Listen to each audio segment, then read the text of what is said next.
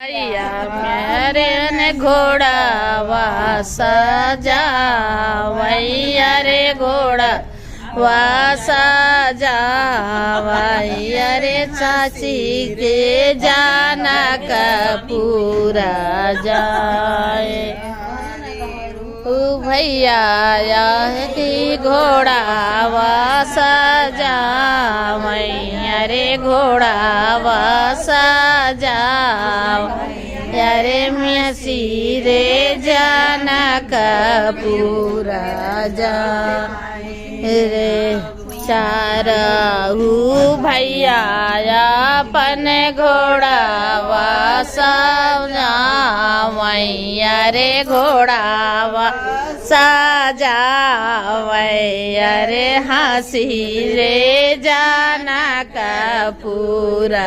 जाए।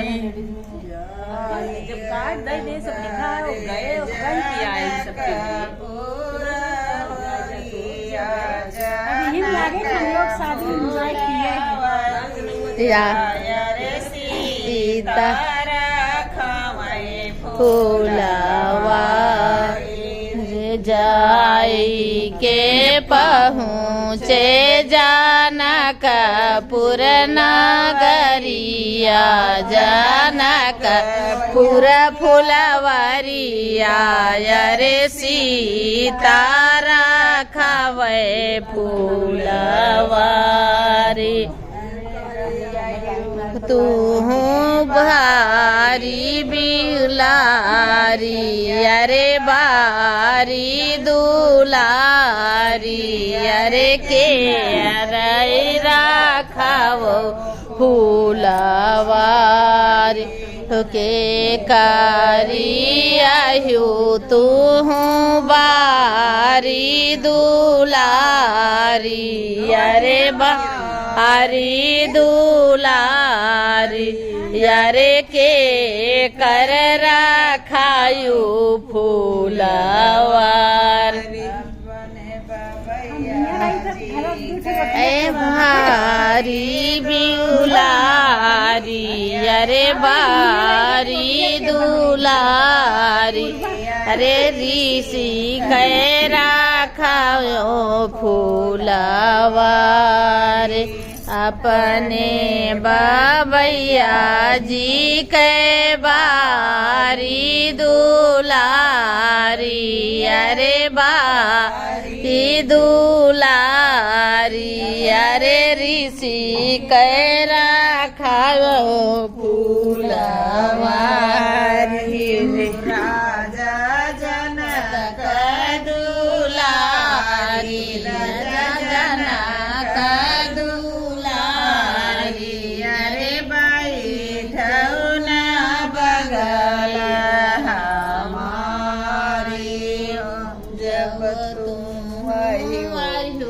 राजा जनक दुलारी अरे जनक दुलारी अरे बैठो ना बगल हमारी से बैठो रामा तोरी बगलिया अरे तोरी रे हरी राधा महारी रे कैसे का बैठो रामा तोरी बगली या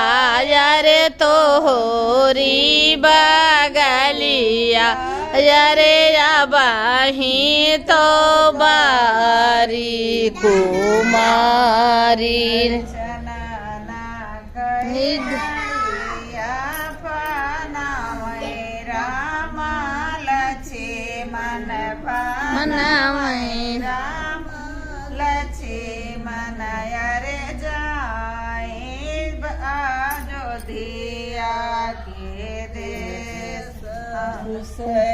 दूसर बाबा सकला पैया रे बाबा सकला पैया रे तब बैठब बगल तोहारी उपहित अलई के बाबा सकल पैया रे बाबा सकल पैया रे तब बैठब बगल तोहारी। अब गावा ना।